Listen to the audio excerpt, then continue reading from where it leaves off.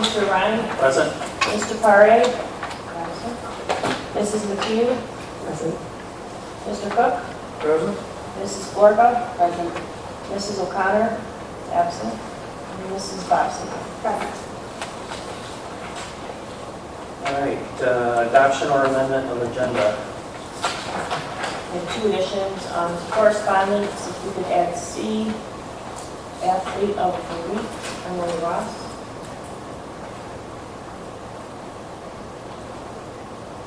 And to new business, E, summer tax resolution.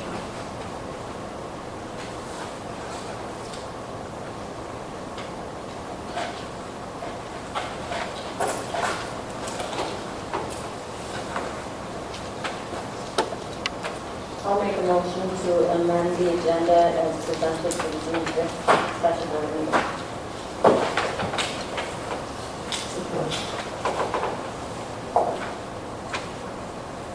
Okay, we have a motion by Mrs. Florka, supported by Mrs. McHugh. All those in favor say aye. Aye. Opposed? Motion carried. Consent agenda. Under the consent agenda, you're approving the minutes from the special meeting on May 6, 2019 as presented, as well as the resignation of Charlotte Sinda, instructional aide. Support. Motion by Mr. Cook, supported by Mrs. Florka. All those in favor say aye. Aye. Opposed? Motion carried. Audience participation. Do we have any forms? Okay, no forms turned in for audience participation. Move on to the correspondence. We've got the runners meet for New York, our new Yellow Jacket Dash in Memphis. And that is taking place Saturday morning, right? Saturday. And we've had some community members step up and sponsor entire grades. The Fitzpatrick's doing, I think, first and second. And I don't know all the names of everybody else, but I think we've had everybody sponsored from K through 5 right now. We're looking for sponsors for 6. Sixth grade this Six is covered as well. So outstanding that community stepping up and sponsoring these grades. So very exciting for them this weekend.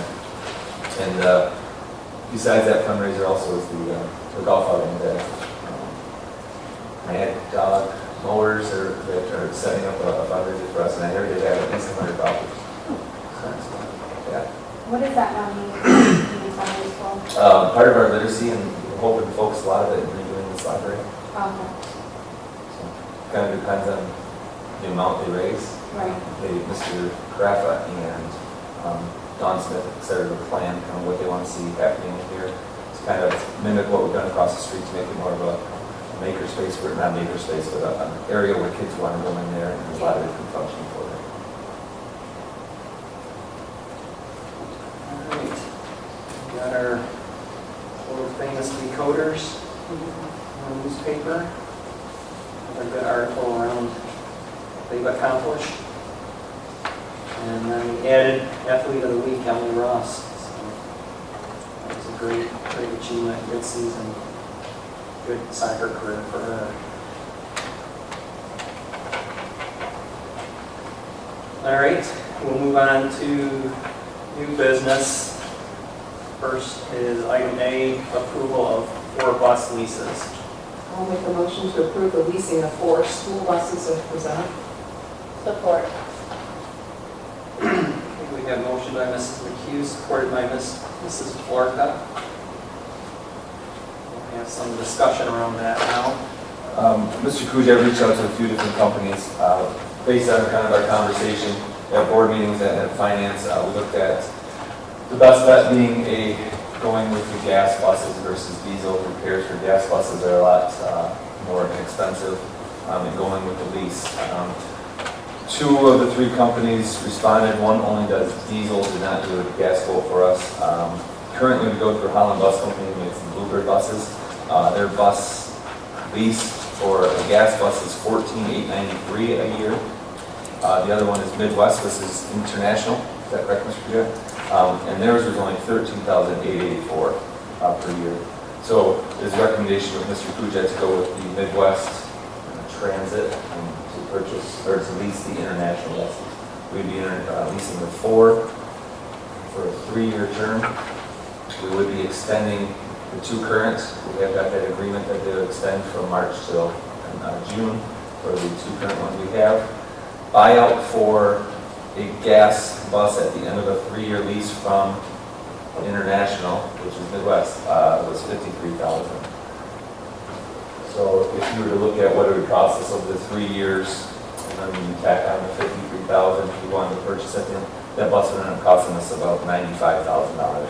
To buy new, you're looking at about $86,000. So that we're not really in a position right now to purchase the buses. We do need to replace a few. So the leasing the 4 buses at this time would be the best one. Is that buyout, is that regardless of how many miles we put on it, or is it there? Just the ballpark? They're 15,000 mile a year leases. Okay. I guess they assume that you use that up. So I understand the cost is less for gas bus to a diesel bus. We're concerned about the maintenance and repair, but don't these are 3-year leases with warranty, so what repairs would we have to do? Brakes, oil changes, and any like cosmetic, a lot of things with our back roads, you have mirrors that come off or the brackets. The brackets. Well, brakes and mirrors would be the same for gas or diesel, That's correct. right?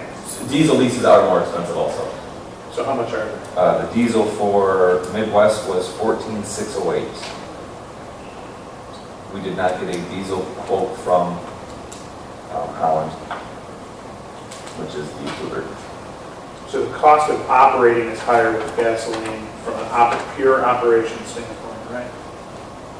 Can you answer that, Mr. President? For operation, it's a whole lot cheaper to take and change the oil, for one. And the other reason for leasing the gas right now as opposed to the diesels is if we decide, our thought was, chances are we would end up buying those buses at the end if they were still in good shape, still had low miles.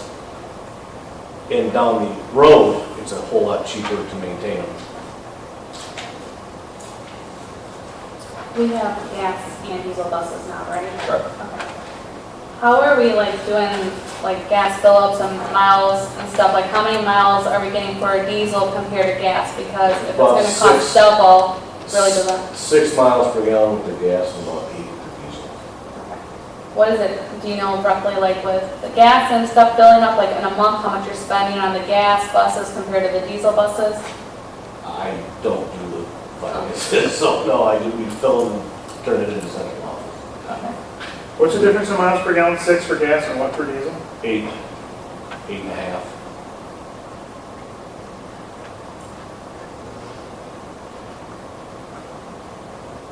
Which Some of the 30%. newer buses get better mileage than the older buses that we have. I guess where I'm concerned is a gas bus, a used gas bus is cheap. Because as I've done my research, the gas engine, while it is cheaper to do maintenance certainly, they also blow up a heck of a lot faster. They don't have the life expectancy of the diesel engine. So if our plan is to buy these things after 2 years, when the warranty's gone, we're going to be on the hook for putting new engines into these things. You're looking at about $10,000 cheaper for a gas engine as opposed to a diesel engine also. For replacement, if you were to replace it. Right, the gas engine lasts roughly 100,000 miles, and the diesel engine lasts 200,000 or 300,000 miles. Not on our back roads, they don't. We're lucky to get about 120,000 The diesel. out of the diesels. Before a lot of maintenance goes into it. Yes, the engine itself will last, but the amount of maintenance goes up extravagant amounts. So the maintenance from the back roads are going to be the same, gas or diesel. Correct. That's not going to change. So what we're saying is after 3 years, we're going to buy them at $53K a piece. We may. That's going to be up to you guys at that point. So $159,000 in 3 years for Well, that's only 4. We're talking about 6 buses, right? 4. You have 4. We have 2 leases that will be up in June of 2020. And our plan is to renew those. No, those leases run out in March. We're renewing those March through June, just extending it, not renewing. So we're going to be at 212,000 in 3 years to buy those buses, yes? If that was the approach we would look at, I don't know that that would be the best way to move forward, is to buy 4 used buses at that time. You know, the way I look at it, the way we're leasing right now might be the way we go. You know, we were able to buy a pretty decent used bus last year for 2022. So it's something that, again, if we're leasing 6 buses, like we will be this current year, involve our baby grant. If that's something we figure out that we're doing, leasing 6 each year, you know, that is cheaper than buying 1 bus. And then we never have to worry about that year 8, 9, 10 when we're just stretching it out. You know, if we committed to buy 1 bus a year, it's a 9-year cycle. So when those buses get to the 9th year, actually when they get to about year 5, 6, is when we really start seeing some repairs. With leasing, usually you don't have to replace tires. You know, on a bus, you have 6 tires. Cost About $3,000. about $3,000 to replace all the tires on a bus. So you have some of that, and then some of the major maintenance issues that typically come up with ours, back roads, engines, that again, I don't think it's the best route to go because of that 9-year turnover. We could be eventually though, leasing 9 buses, we could. 120, roughly, or yeah, just be under that, 120 a year. One.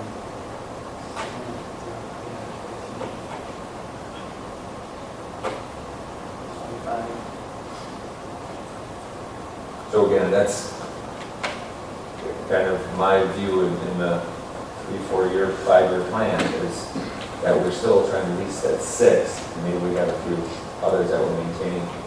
We have 9 on the road, so we're going to try to maintain, you know, this year we're going to maintain probably 6 additional and keep 3 of those always available for us or making the run, so.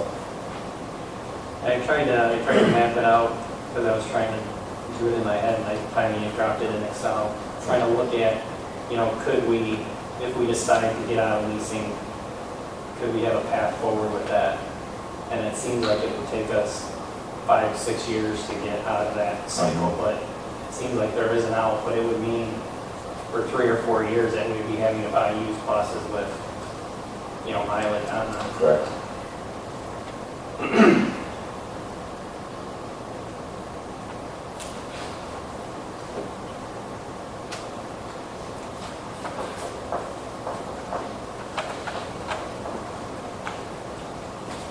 Well, I think you don't have much choice having to replace 4 buses right now as far as leasing goes. I think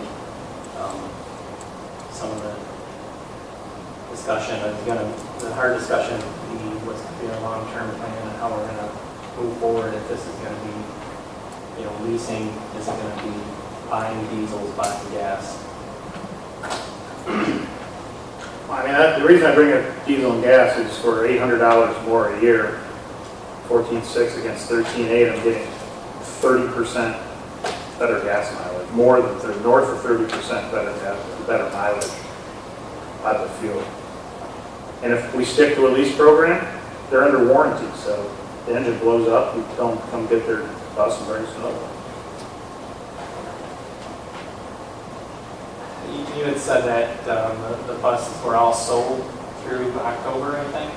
They be at least mid-September at this point now.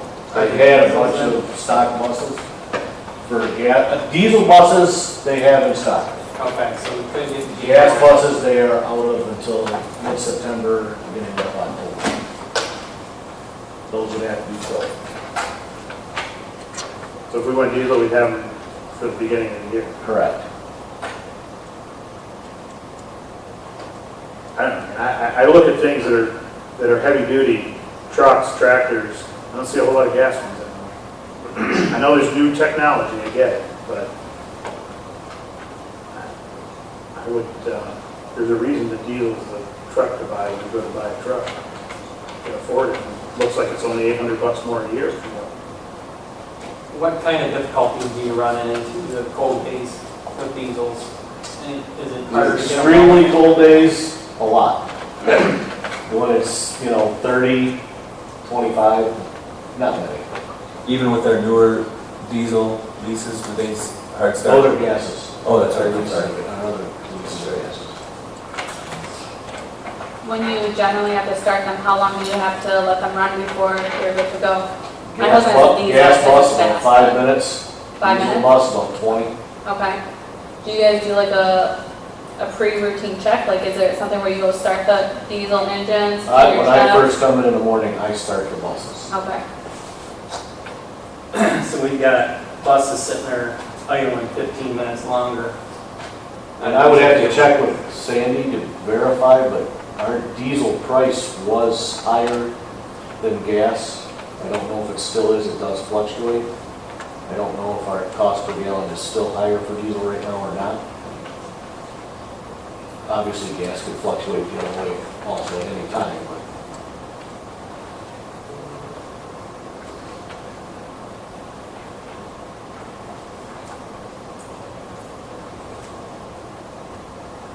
I guess like where I'm at with the diesel versus gas is we're only $800 more if it's a better bus, you're gonna get more mileage out of it. Like, what's the cost analyst compare? Like, are we going to make up that $800 and save even more by doing the diesel compared to doing the gas over the 3 years? And if we're gonna continue to lease for 5 or 6, then I guess the buyout at the 3 years isn't really an issue. In the buyout program, West, like I said, gas was 53 and diesel was 54. Okay. So there's not much of There's not a huge difference between that two. Correct.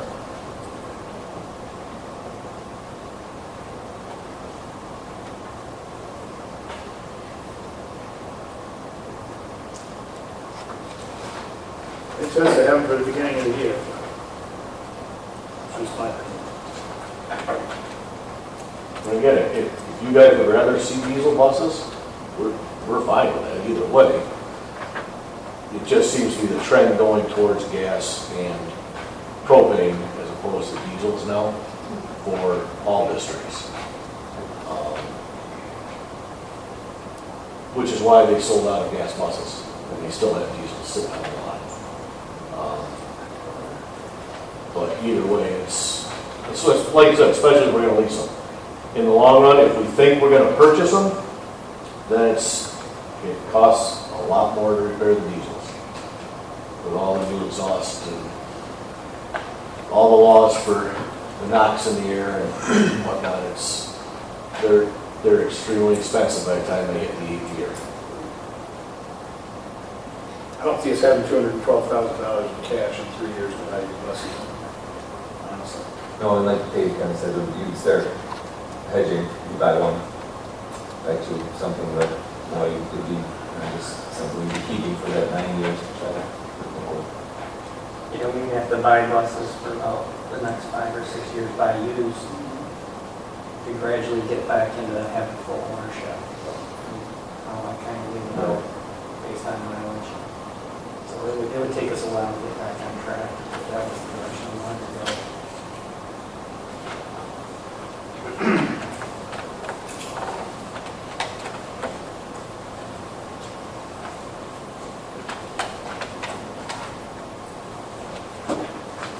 And you did not get a quote from Bloomberg on diesel? Bluebird diesel, I did not have in front of me. Do you have a quote, Mr. Kujat, did you have a quote from Bluebird for diesel? Yeah. For Bluebird for diesel, for a lease, is that what you? Yes. This year. I thought they sent us one, didn't they? No, they didn't, because we were looking at gas and propane at the time for the grant. Yeah, I don't have it in my packet. Where do you see that quote for just diesel international, was that? International Yeah. diesel was, Right now, at this point, I would, even though Bluebird was only a little bit more money to lease, we've got 2 Bluebirds now. I would rather not go with the Bluebirds. For one, our shorter drivers can't reach the pedals. Seriously. So we, That seems legit. and we've had a lot of uncovered issues with them as opposed to even some of our older buses. A lot of the mirror brackets are not as sturdy. So, and those are, of course, our responsibility. Sure. We've had to replace multiple, seems stupid, but just the latch for the gas tank. Okay. It just seems like they've gone cheaper than International seems. So International brought us a bus to check out, and they've really done a lot of nice things. They've gotten rid of like rubber steps, for example. Seems silly. Now they powder coat them. Something that you know is not going to take and go bad. If it does, you take and roll over with some more powder coating. It's International seems like they appear. We haven't had them for any length of time at all, but they appear to be a little bit better built right now. Okay. Yeah, I was just looking at a number of stamps. But no, I did not, just because we were originally looking for gas and propane, because we were going to try to buy buses through the grant. Right. And I guess I didn't get a diesel price from that. Okay.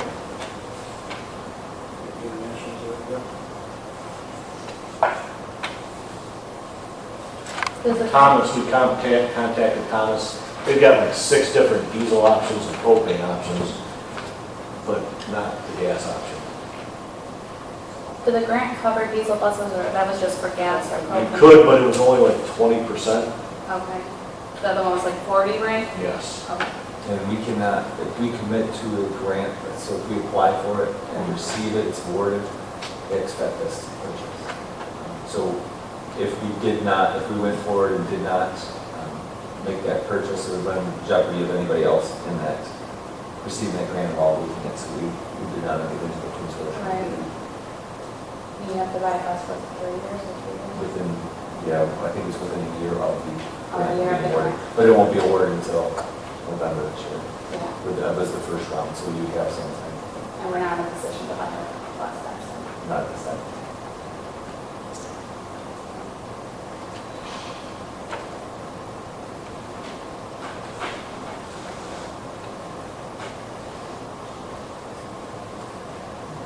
Yes, it is. It was just as it is. Chris, you got any real words? No, sometimes I'm proud of some of the diesels we may have, I like the track with, is keeping at the low speeds on the back roads. We may not actually ever get the stuff, blow out, so. We don't, and we have to send out a lot of diesel particulate filters to have them cleaned. Sometimes they can be cleaned for $500. Sometimes they can't, and then they need to be replaced. So unless it's some of our buses that rarely go on trips on the expressway, but they plug up much more frequently. Yeah, so I'd be looking, if we were leasing it, these would be fine, whatever the most financial for the vehicle without looking at maintenance. Maintenance long haul for buying them, I'd probably go with gas. At least for our use cycle. Tractor is different, that's gas.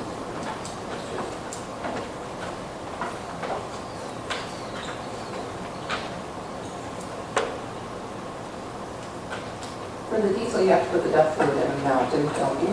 The blue stuff? They send, when they bring our propane out or our diesel out in the winter, they have it added already. They do, they add it, okay. So is that added onto the cost then? I'm sure It would they. have to be, because duct fluid is separate, okay.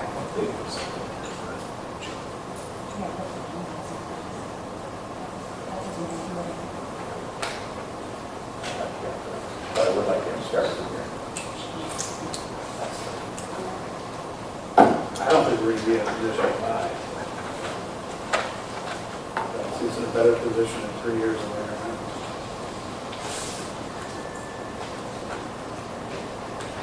And the key question is, 3 years from now, if we want to buy those leases, we want to look at gas or diesel. But correct me if I'm wrong, Mr. Buzette, we don't have to buy our leases. They would probably have other leases available. Yeah, you wouldn't have to buy it. But we were saying that Clear it's the Memphis Road. our bus, well, but we know our buses, though, that's the thing, you know. When you're buying something used, at least if it's yours, you know what you got into it, though. So that's why we were saying that we would look to buy ours. Well, yes, you could buy other lease turn-ins, I mean, it's not. Might make more sense, albeit not our bus. You get one that's been driven on paved roads its entire life. Chances are the suspension and those things that are screwed up by our roads would be better. Anytime you buy something used, whether it's yours or somebody else's, it's a crapshoot, but Right. And I don't know if you went international and said, do you have any leases that were driven on paved roads, or you have to really investigate to see what school district they came from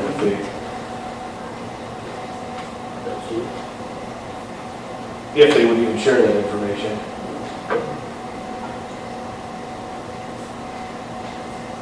But you're right, when we bought our used bus, that was one of our goals. We bought one of the buses that was used on more pavement than gravel.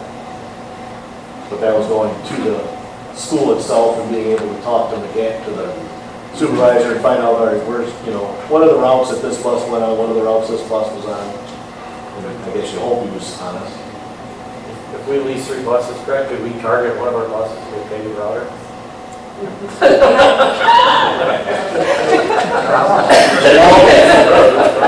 Every one of my drivers would want that route. We keep trying to say main roads only.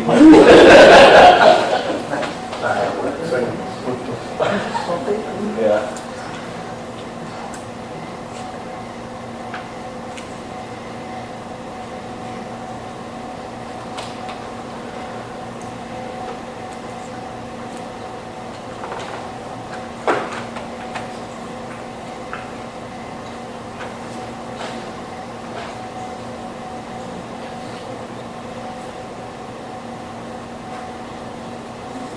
What's your recommendation, I guess, from the transportation director and Do you have a recommendation, gas or diesel? Yeah. Not looking at buying the 4 of them, I would assume at the end of the lease. Not looking at doing that? Okay. I would still go gas just because Easier even to just maintain. general maintenance on it is so much cheaper. Just the oil change alone, instead of 26 to 32 quarts of oil and a $35 filter, you got 7 quarts of oil and a $5 filter. How often are you changing the oil on a bus? Every 3,000 miles. Every 2 months?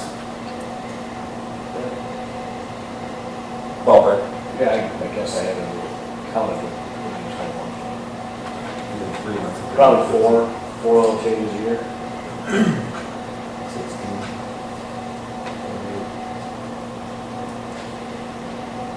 The oil between us, or is that, that's on us?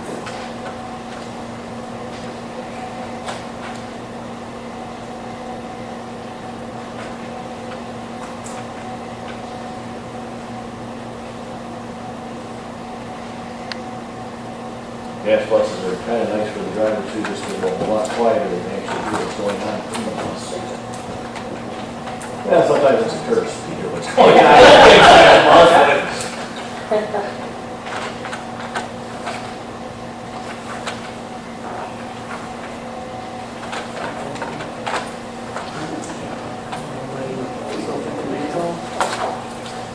I'm just wondering only that over the 3 years, getting more mileage, yes, out of the diesel from the gas, are we gonna actually save money 3 years down the road by going diesel than gas, because maintenance not included? I'm wondering the long term, are we gonna actually save money by going diesel? My guess would be that it's going to be a wash. You're going to save on some maintenance stuff. You're going to save on some of our maintenance, mechanic time, some of those things you're going to use there, but you may lose the mileage overall. So, without giving an exact number, my guess though would be, as parallel as they both are, I would say it's pretty much a wash. At this point, since we have kind of,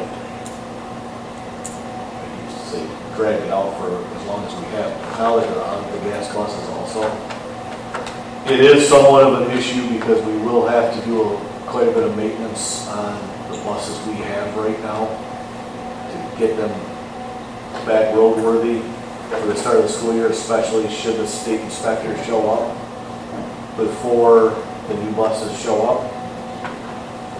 So with that being said, those could be dual diesel. So at this point in time, they cannot guarantee we will have gas buses. He said we probably would, but he would not guarantee it. They probably would by school year or October. He thought he would have them by start of the school year, but he would not guarantee it. That state inspector can show up anytime after July 1st. But you're saying if we go gas right now, you can't wait until they show up to do the maintenance? I can't wait, because if he shows up, he'll ground several of our buses next year probably. I'm just saying too, you can't wait to find out when those buses, they're not gonna tell us. They will, they'll update us, he said.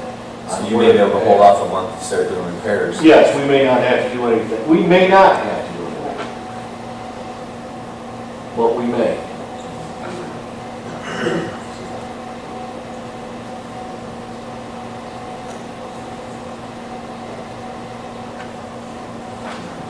We have to do maintenance on the buses regardless for trading, point of sale, anything else. You get the 4 diesels, you're still gonna have to go back and do maintenance on the buses. We will have to do some, But just won't, maybe not this summer. but it would not be to the extent that it would have been because we would be selling or scrapping a couple of those buses. So it would not be worth putting the money into them to do that. But if we have to start the school year with them, we want to say for the kids, we want them to pass the inspection, it's going to cost some money for some of our buses. Not all of them, but a few of them would need some maintenance. There's a couple that he would not pass with tire tread by the end of the year. Knowing that winter's coming, he's not going to say, "Oh, you got your buses coming, it's okay." You know.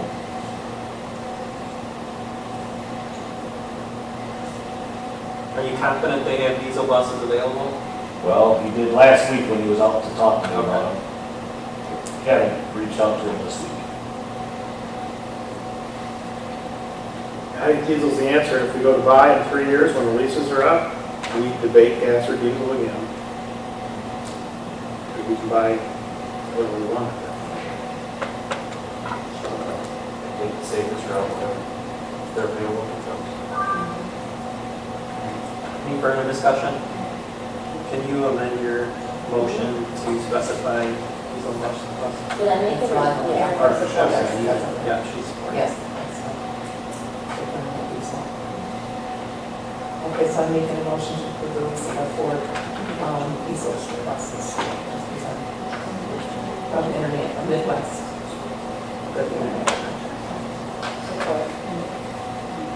Okay, we have motion by Mrs. McHugh, supported by Mrs. Clark. All those in favor say aye. Aye. Opposed? Motion carried. Thank you, Mr. Cadet. Next up is the MHSAA annual resolution for the 1920 school year. I'll make a motion to approve the MHSAA annual resolution for the 2019-2020 school year as presented. Or We have motion by Mrs. Clark, supported by Mr. Cook. Any discussion?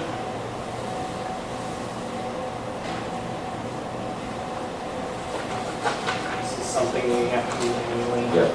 So, all those in favor say aye. Aye. Opposed? Motion carried. Item C is the 457 adoption agreement with TSA. I'll make a motion to approve the 457B adoption agreement with TSA as presented.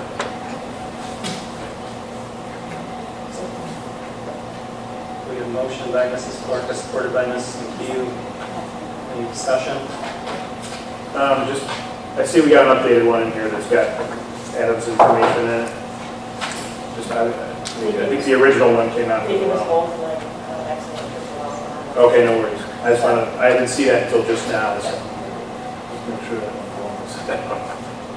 And this was a process that, I'm sorry, Devin had started in the news here, and it kind of went through that, kind of got dropped, because he knows when we turn this. option. You can do just a 403B or a 457, which is getting more aggressive for them. So it's a great option. All right, we have motion and support. All those in favor say aye. Opposed? Motion carried. Next up, item B is the hourly employee waiver day compensation.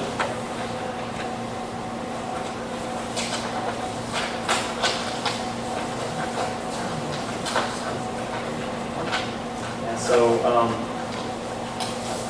we can have some discussion around this prior to making a motion because the motion isn't really defined.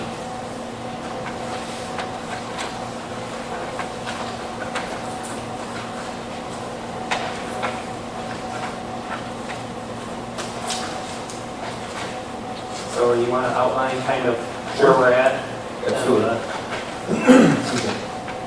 So obviously this year we had 12 snow days, which is more than normal. The state of Michigan in the pupil accounting portion of the law talks about the number of required school days for us to receive full funding. In 15-16 it changed to 180 school days, instructional days, they consider them, to receive our full funding for each student. In the law, it also says that they allow up to 6 act of God days to cancel school or to not have instructional days, weather, building issues, and things like that, of that nature. After that, you're allowed to apply to the state for a 3-day waiver. So what that is really saying is that instead of meeting the 180-day requirement, that they would allow you to meet 177 days. Again, there's that 6 days that's also counted in there, so really it's saying you only have 171 instructional days. And then this year, with the state of emergency days declared by the governor, they also granted waivers for up to 4 additional days. Well, we only needed three additional of those state of emergency days. So we've had a waiver for 6 days on top of the 6 allowed days.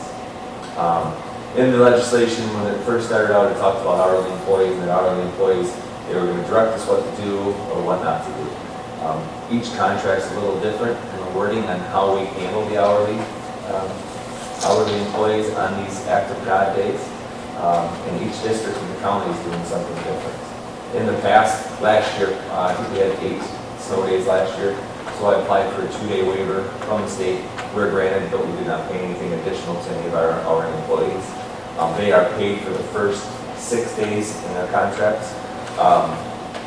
If you look at some of them, the paras, the language talks about snow days and school cancellations. We paid the same amount of hours or sick personal days for the amount of state allowed days. Employees were paid at their regular hourly rate, so it's pretty vague. If we're talking about act of God days with bus drivers,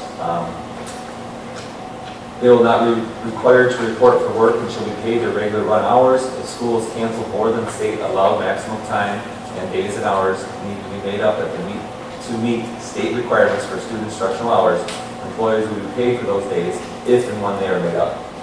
So if the state would have said, no, we're not granting any of these days, they get paid obviously to work the days when we add them at the end of the year. We originally thought we were going to have to.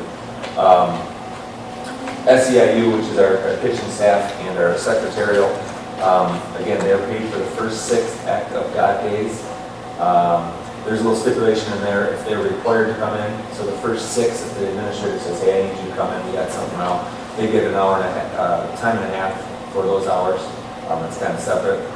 After the 6 days, all staff will be required to report and will be paid their regular pay. If an employee feels that they cannot get to work or they choose not to report on an act of God day, they will be required to use a personal vacation or sick day from their banks. So in order for them to be paid after the 6 snow days, they have to use one of their vacation or sick days. If they do not come in and do not use one of those, it's just an off day, so they don't get work, don't get paid for that time. So, with our teacher contract, I don't know if I printed the teacher contract.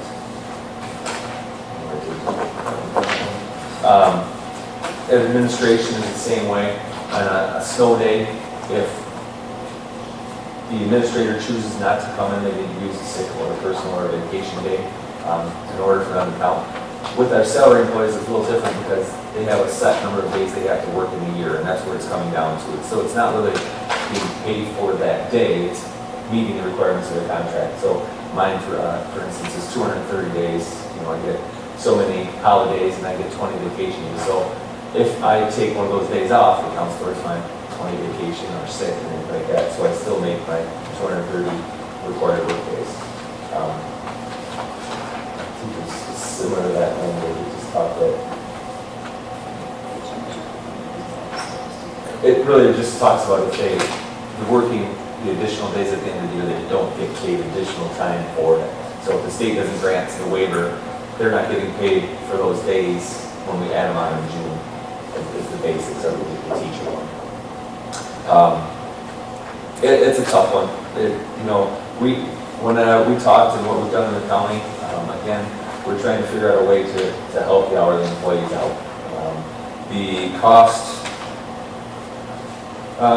if we were to do 3 days and I looked at it, if you do it for one, you do it for all hourly employees, would be for 3 days is just under $8,500. If you did it for the full 6 days, it would be about $17,000. There are some issues with doing it for the hourly. Do we give sick days, vacation days back to any administrative or SEIU that have used those days? Because they kind of fall into that same group. So if they got paid for it back in February because they took a sick day, we reimburse that sick day because we're granting the days for every hourly employee. So there's some other things that go with it.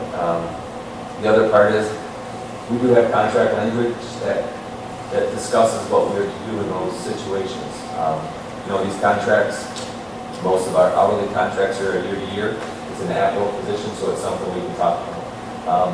Daycare, they are something that if you don't work, you don't get paid. So there was a few days that we did close daycare during those. Most time we tried to keep daycare open, but those employees are the same way. If they don't work, if we cancel daycare, they don't get paid. So there's a lot of different parts that go into it. So again, what we tried to do is here's an opportunity that would support the district and help with some of that financial burden by offering them opportunity to work 3 additional days at the end of the school year. At the end of the year, there's always tons of things to do, filing, teachers are moving, buses, bus garage, everything needs to be cleaned. So we have all kinds of things that go on. So my incentive, I guess, behind that was, hey, here's an opportunity for them to earn 3 hours or 3 days of work in the district to also get some needed help with it. So I don't have a great recommendation for you. I just want to make sure that the board is aware that if we do it for one group, we should do it for all groups. And what it's going to mean is not just hourly employees, it's going to go back to our salary employees, administrative meaning is whether we'll do that. And it's going to be a precedence that it's probably going to carry on. So when we're moving forward, it's going to say that. You can go through and, change language and negotiate language and contracts to cover us in years to come. What school systems in the area are paying their hourly? When we met last month, the only one that was, and it's because they had language, was Yale.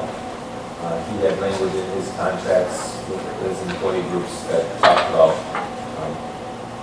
snow days and the additional days granted. So did they get paid for the 6 snow days you're saying? They got paid for the original 6. Correct. Yeah, so they're really out 6 days of pay. Okay, and then the contracts you read for the act of God with the bus drivers and you're saying the kitchen staff, the parapros contract has nothing in there about the act of God. It's like I'm understanding. They call it snow days and school cancellations. So there's really no limit on it. Like it's not saying the 6 days, it's just snow days and school cancellations will be paid. Right, so in theirs it talks about the state allowed days, the amount of state allowed days. So when we talk state allowed days in the actual House bill or the people accounting bill, I guess is where it comes down to, it talks about state allowed 6 days. When you apply for a waiver, it is a little different than being an allowed day. Because again, when you get a waiver, it's a waiver from having to meet the 180-day requirement versus the state saying, hey, you get 6 freebies, in essence. You're right, though, it is, it's. Right, it's very vague. It is, it is. So that's kind of where, see, they would be upset because it is very vague when you read it. Excuse me. And with the state and federal grant allocation for saying like, we're not gonna cover the other 3 days because we didn't get funding from the state. We got funding, we For received, the other 3 though, right? we received funding we received full funding. So each waiver, so we got a 3-day Yeah. original and then an additional 3, we received funding for all of our days. We were reduced at all. So we have this money already. That money would be in our budget, absolutely.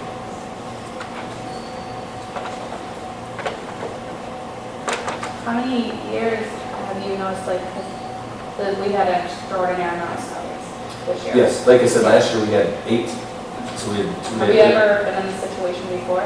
Last year we had had this 2. many? No, gosh, can you tell me? Yeah, I think it was 13, 14, or 14, 15, we had, maybe I have it written down somewhere, but we didn't really have to do anything. We might have had to add 1 then, because we got 3 additional waivers. The waivers get the 3, additional's always been there. This is the first year they've granted more than 3, and it's because of the state of emergency days. So if our decision is to not pay them for the 6 days, the 3 days, the 2 waivers, then we will functionally be $17,000 to the good because we already got the money. That is correct. Yeah, that doesn't sit right with me. But You do have contract language that says, so, and that's the other thing, that we would have to go in and, I think, amend contracts. without amending the contract language, and I don't want to be, I don't want to take advantage of the situation 70,000 ahead. Can't we comply with the contract language and offer people extra days at the end? There's nothing in here that says you can't add days, like we did, like we said, we offered. We got paid. And We did. and your services, you're saying we can use to help out. Absolutely. So the people that stayed home and lost that opportunity, I'd be okay with offering the opportunity to work at the end of the school year to make that up And you have it only 3 days. without affecting the contract. I don't want to be tweaking. That is what the offer was. It could be the 6 days. You could offer up to 6 days, correct? Because I agree, it doesn't sit right, that I feel like we should profit from it, but it is a bigger problem than initially, because I came in one mind frame.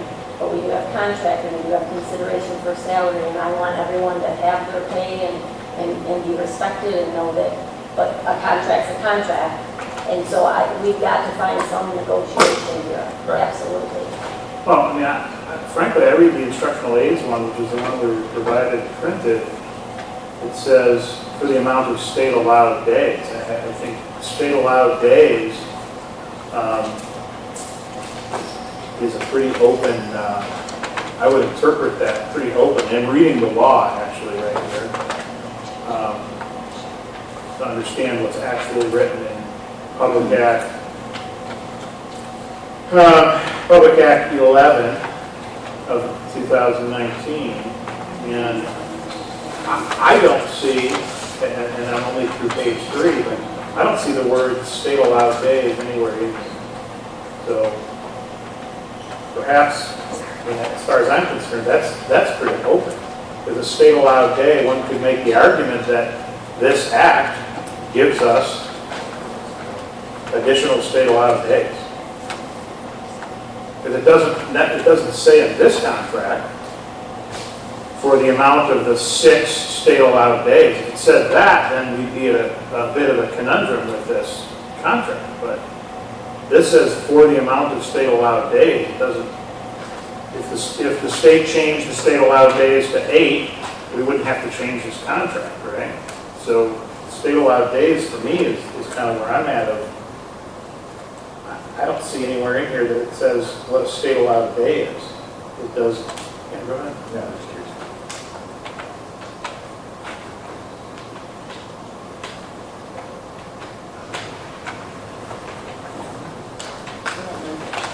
No, that's right. I'm not allowed. Not today. The word allowed isn't even in the law.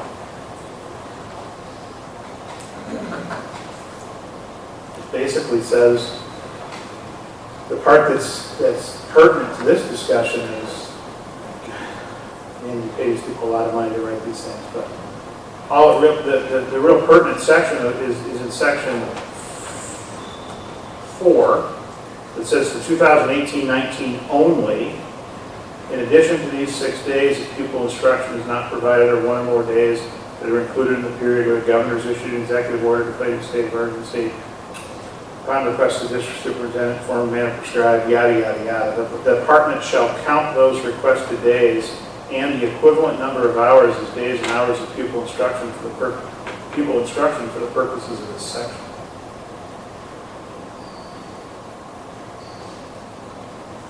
I don't think we'd be going against this contract at least. I don't have the other contracts in front of me.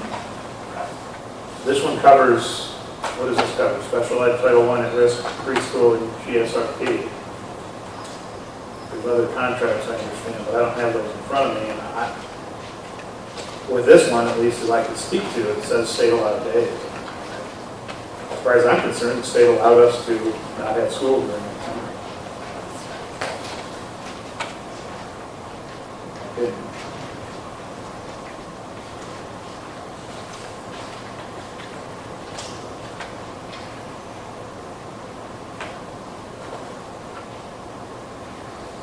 What's the language in the other ones? Do we have that? That we could put I do. So the secretarial unit in the kitchen, paid for the six original days, and then after that they have to use sick days. So for that one, So not state allowance of 6 days. correct. If the employee, in the event the district should have to cancel school more than 6 days, all staff will be required to report and will be paid the regular pay. If the employee feels that they cannot get to work or they should choose not to report on an act of God day over the 6 days, they will be required to use personal, vacation, or sick day. Is there another one?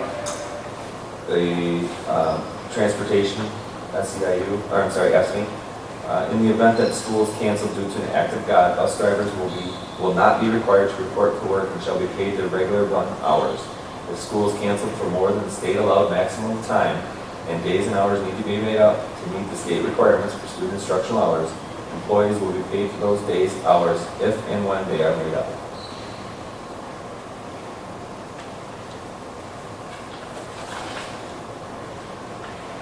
So that one talks about canceled for more than the state allowed maximum.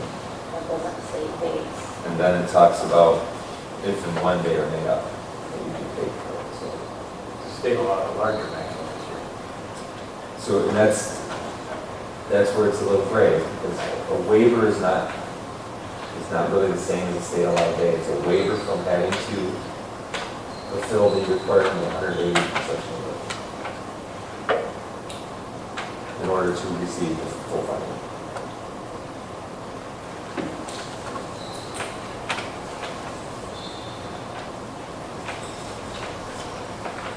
You know, in the one correspondence that was sent out, there was I was confused, I guess now's the time to ask. So there was a comment in one of them about 22,000, 11,000. I didn't understand what that was about.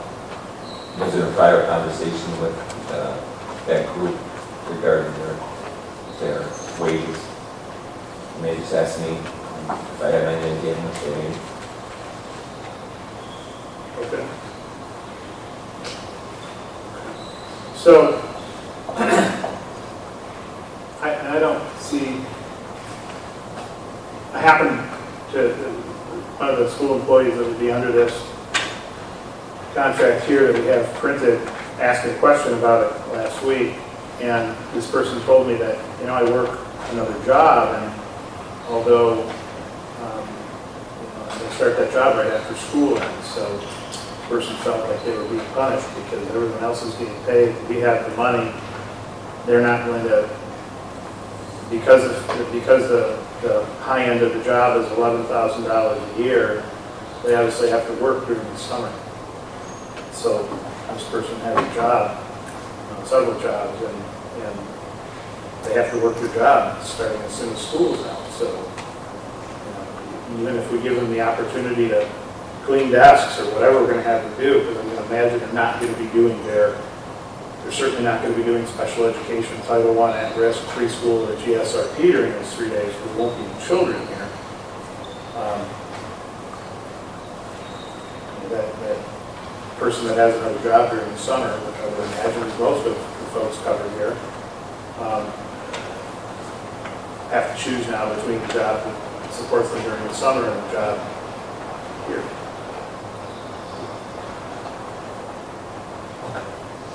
You know, it's unfortunate. It sounds like the other two contracts, one is very specific, one is somewhat specific, but this one is,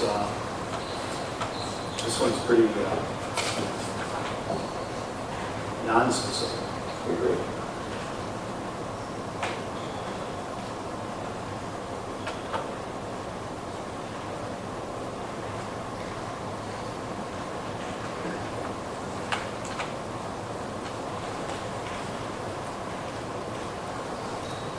So I understand we have an issue with,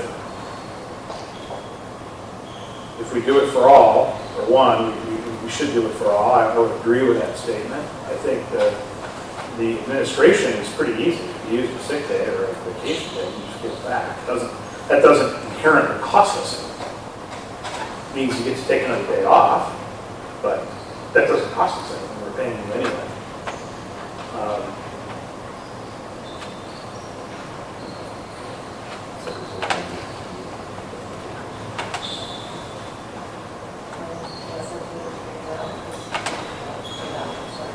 Yeah, the only, and I'm sorry for asking more, but the only possible increase in pay would be granting, so giving back the vacation days for secretary.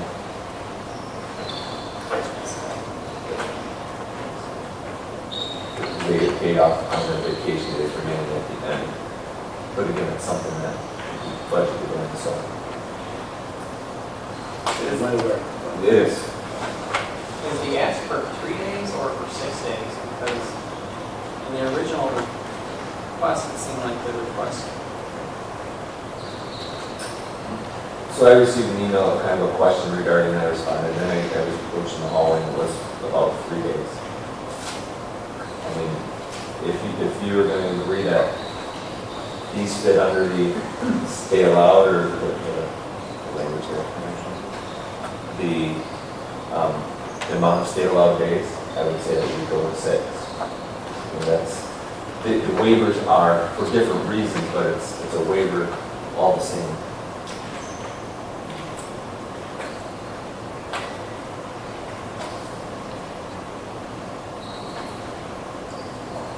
I understand this can be like a lot of backpedaling on a lot of this You stuff, can like that. cost for the Right. administrator, the central office that. I understand that, but I just feel like with this contract that everybody signed, here's yourself, Yep. Shaggy at the time, I don't know how we cannot honor that. Because it's so vague and, you know, this is a unique situation that doesn't happen every year. So, I mean, I think just something we're gonna have to address for the wording and everything like that for years to come, but because of the vagueness of this and. Well, it's the same language that's been in there year after year. So Right, but this is year after the year, we first haven't time been in this situation.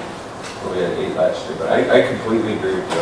It is a very gray area. Yeah. So it is completely up to the board whether or not they, consider a waiver day as part of the state allowed days.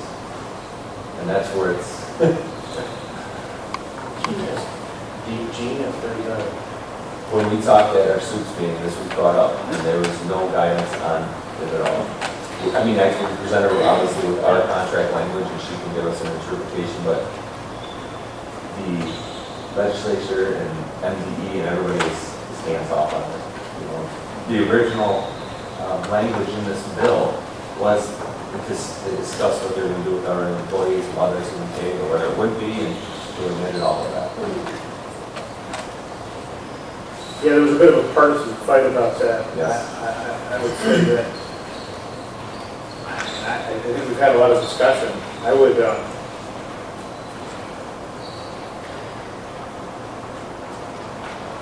make a motion that we pay our hourly employees, as we've discussed, those groups of them, which we have discussed in this meeting, for the 6 state allowed days, or these 6 days that were granted in Public Act 11 of 2019.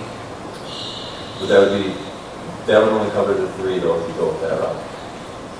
Or unless you're saying the entire House Bill 4206? 4206. Okay. Sorry, 42, yes. That's what, 4206. just as long as we're on the same page. So any waiver days granted this year? Correct. And you're doing it for all hourly employees? Yes. With the understanding that administration and other groups will be rewarded Yes. sick personal vacation leave? Yep. I would like, I'll support that first. We have a motion by Mr. Cook, supported by myself. I would like to include, though, we'll go into some discussion here, I would like to include the recommendation or some of the language that the NEA recommended in their article, that this sets no precedence for future state emergency declarations. Yeah, I mean, obviously, we're going into further new contracts, so this can be discussed then, but if there are no changes to the contract, we don't want to set precedents here without reviewing that language. I would amend my motion to include this not setting any precedent for any school years after this year.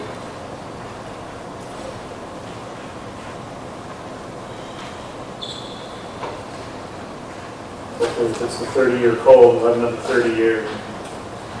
I won't be sitting here. I agree with that. All right, let's work through that language on that motion. So, Can you restate it? yes, please restate it. So I'd make a motion that we pay the hourly employees that we have discussed. So the contract I have in front of me, as well as the 2 contracts that Mr. Goodby read us provisions of for the 6 additional days that are part of enrolled House Bill number 4206. That was effective on May 13th, 2019. With the stipulation that this does not set a precedent for the future. This is a one-time.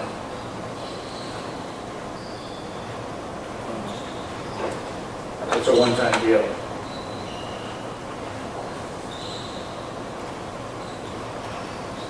And to include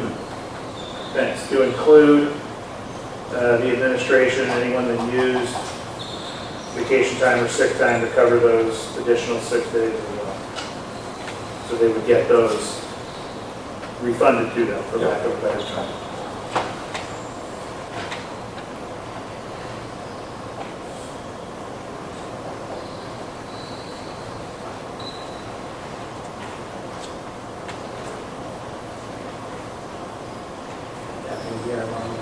Yeah, sorry, there's no, if there's any way to do it shorter. I support. Is that clear to you, Laura? Are there any other contracts out there that you mentioned? 'Cause we mentioned 3 hourly contracts and the admin. Is there anything out there hourly contract that you might have omitted? Daycare does not have hourly, but does not have contract with us. They're directed us, but the employees are third party, so that's not something that would be included, but we should look at it. The playground staff, non-instructional aides, those are, it's a clear cut on theirs, it's not needed for them. Custodians are part of, they're third party also, so it would be included. And they are given the opportunity to work on this, so I think that's going to be awesome.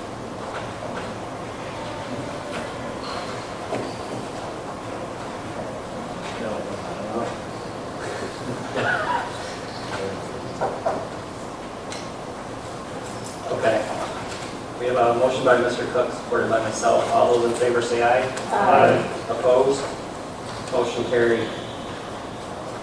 Next up is item E, the summer tax resolution.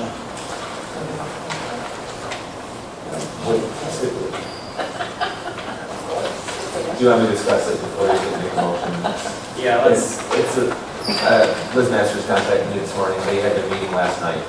Wales Township did approve to begin to take summer collection July 1st, 2019, as long as we pass the resolution from last year that said we were going to do it. So what they want in file is saying that we have a resolution to collect.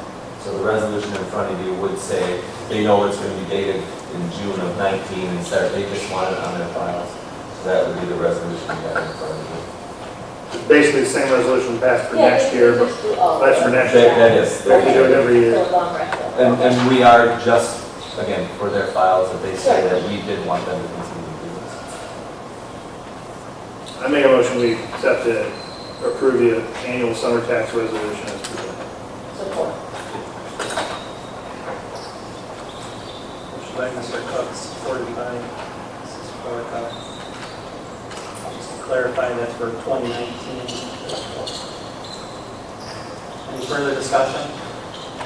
We'll be working on the L 4029, which talks about our tax assessed value.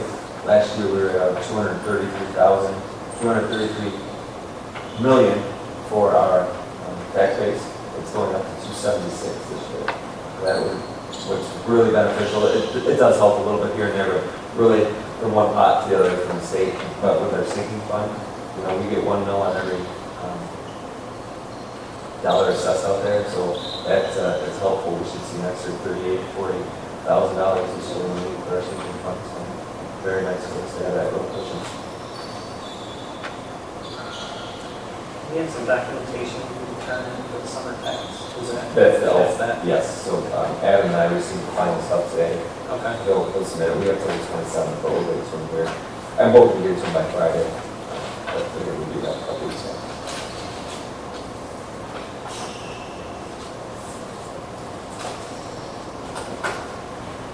All right, we have motion by Mr. Cook, supported by Mrs. Florka. All those in favor say aye. Aye. Opposed? Motion carried. Superintendent comments? Just received actually today, a response from Gene Sturchurch.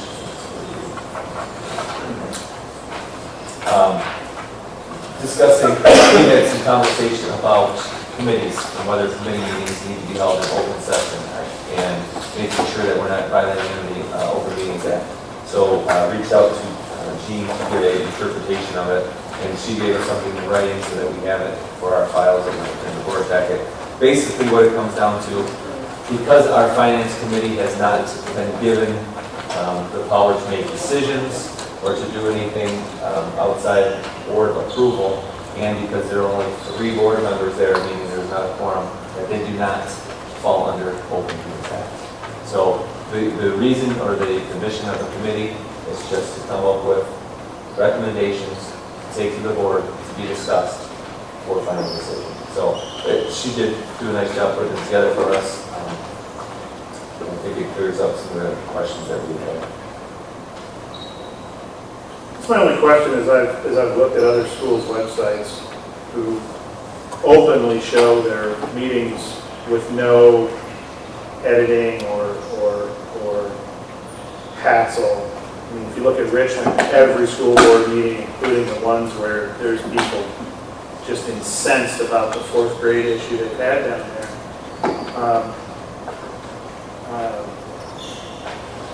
We here at Memphis seem to have a problem with posting videos, right? Because one that's been taken down, people question the camera when they walk in sometimes. I've looked at some other schools, and other schools, and including the city, have all their committee meetings open. Not a lot of people come to them, but they're available if someone wants to be open. For me, a closed meeting is a very narrow band of reasons. And the fact is, pursuant to an email that you sent us before the last regularly scheduled board meeting, or I guess it was a special meeting,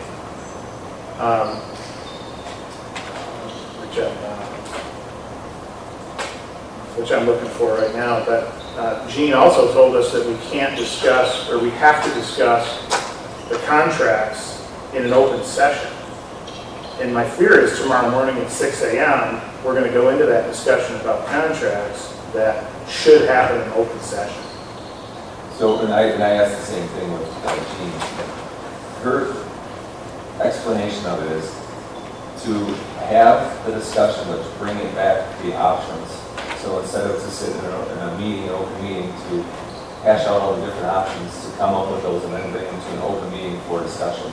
The intent is not for the committee to make a rubber stamped document where you just bring it in and everybody votes yes. The intent is for them to come together and make some recommendations. Here are some options, here's what we looked at, here are the comparables we've used to help with that whole process. It should not ever come back to the board and just be agreed on without any discussion, because that is the intent of that, is to have discussion on all the contracts. I understand that the email from Gene on 20th of May says, no contract negotiations for administrative contracts are able to be held in closed session. So if anything in tomorrow morning's meeting rises to the level of a contract negotiation, which would be with the person that we're negotiating with or without them in the room, an abstention would violate that, in my opinion. Okay. So we need to be very careful tomorrow morning if we're closing that meeting and what we talk about. Then I guess I need a little direction, like in the meeting, do you want me to have comparables where we design, if we work, administration, so myself and the committee work together to design proposals for each of our administrators, would that be negotiating? I don't know what the content is planned to be, so I can't answer it. So what I have all laid out is I have comparables of all the districts in the county and schools are same size for each of these contracts we're looking at. Then I have the cost of doing a 30% raise, a 2% raise, or a 5% raise, and what the impact has. I don't know if that's a negotiation by me giving options.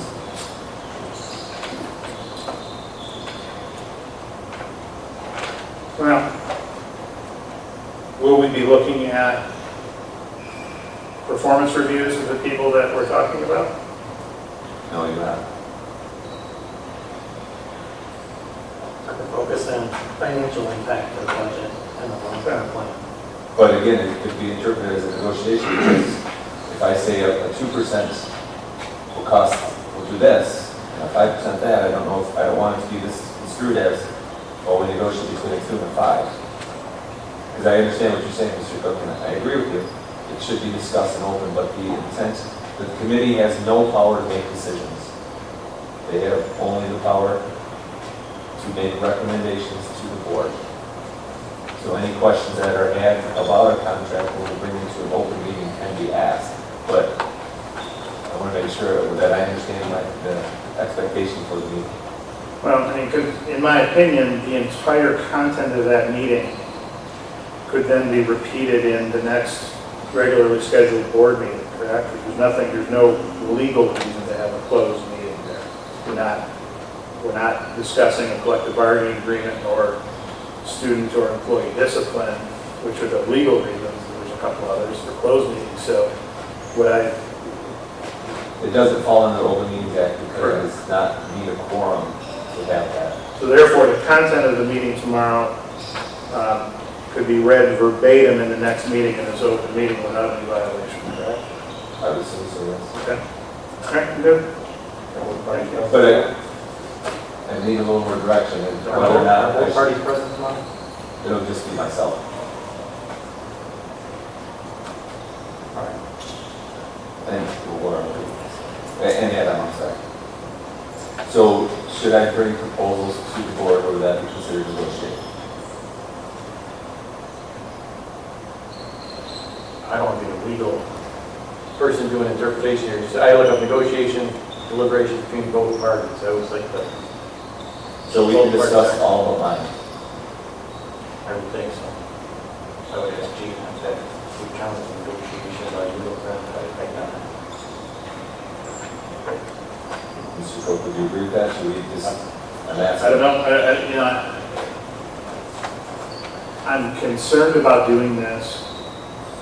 It was on the agenda at the last meeting, we didn't do it. Now we're down to the wire, and we have to make a decision at the next board meeting. So these contracts are different. You do not have, the reason you want union contracts to be finished by July 1st is because there are some legal ramifications with insurance increases, things like that. With at-will employees, it's not exactly the same. Their contract rolls over as it is, as it already. So right now, we could be moving forward. We do not have to accept it by June, by the end of June, but obviously that's the goal.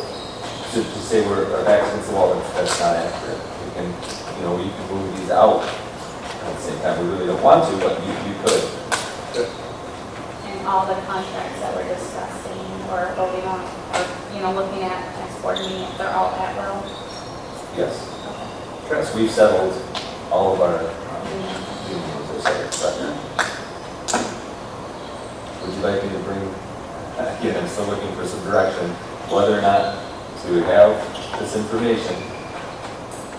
I think we should have comparables, and we should have every possible scenario that could happen. And the idea is there that, I mean, we want to bring all this information into the board meeting, but I think at the same time, as a finance committee, we want to try and brainstorm other options as well to bring to the board, you know, present other options. So we shouldn't limit, when we do come to the board with what comes out of the committee, we shouldn't limit it to option A. We should say, these are the options we discussed, A, B, and C, this is the impact to budget. This is the cost. Yeah, I mean, frankly, what concerned me, to be open and honest, is the conversation we had about buses was great because we deliberated to a decision within this group. However, I was a little concerned when I got the agenda and it says approval of 4 bus leases. It's really properly written. It should be bus situation because otherwise we're saying, I mean, we're basically saying that the decision was made already, which obviously it wasn't because we deliberated and did it properly. That's schematics, right. There's been times it says that, and we have said we're not prepared. I know, but. So, but the board doesn't trust me to make those decisions. I can bring every decision, that every day-to-day purchase to the board. But at the same time, I don't know that that's what we want to do. When we released these buses 2.5 years ago, did not come to the board for approval. It was a decision that, well, at that time, we had 2 superintendents that agreed upon it and we moved forward with it. So again, it is something different than we have done in the past. I think we need to do some clarification if that's the route we want to go with purchases and how we want to do it. I think this is significant though because It's it a affects us long term. Okay. It's a strategy that's going to impact us. Leasing 4 buses. Correct. You know, in 3 years, we're going to have to react Correct. to that. So I think it was, in that case, it was pretty important to discuss at the board. We do have a threshold out there for values over X amount of contracts, which we probably. Yeah, there is, isn't there? About- Just the number of postal.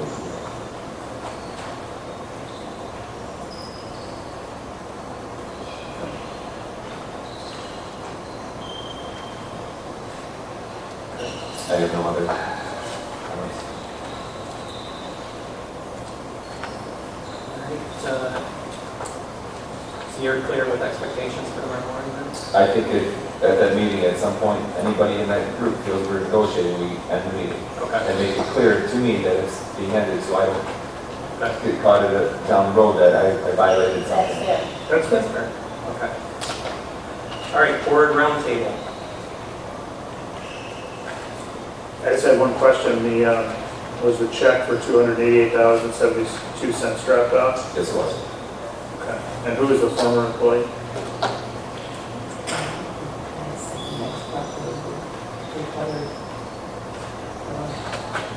That's foiable, actually. I don't agree with that. I don't think that's proper.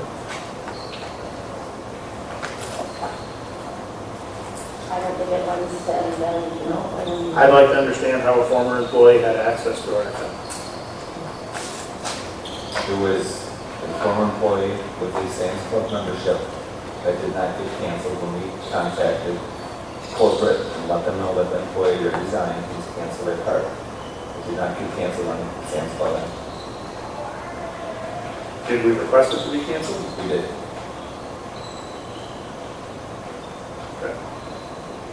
I think it was university good faith, and I think it would be with that. I mean, it's just, it was something that just didn't, wasn't intentional, the word that I used, but It was not. so.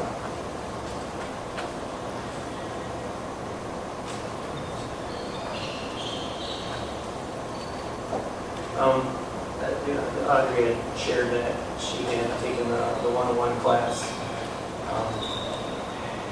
Recommended it to all the board members, so definitely check into that. And you know the cost of taking it online versus in person being different. I think it was $90 a fellowship. Same as taking it in person. I believe that was. $150 in person. Oh, yeah, it is because it's. That was $150 online and in person. I don't think there was a price difference. How long are the online classes? The same as I don't know that. in person, or? I'm not exactly sure, but the fundamental 101, when I seen it, I thought it was it's $150 regardless. But I think she's gonna give us some feedback at the next meeting today, so we can dive into that a little bit more. All right, do we have anything further for roundtable? Anything for closed session?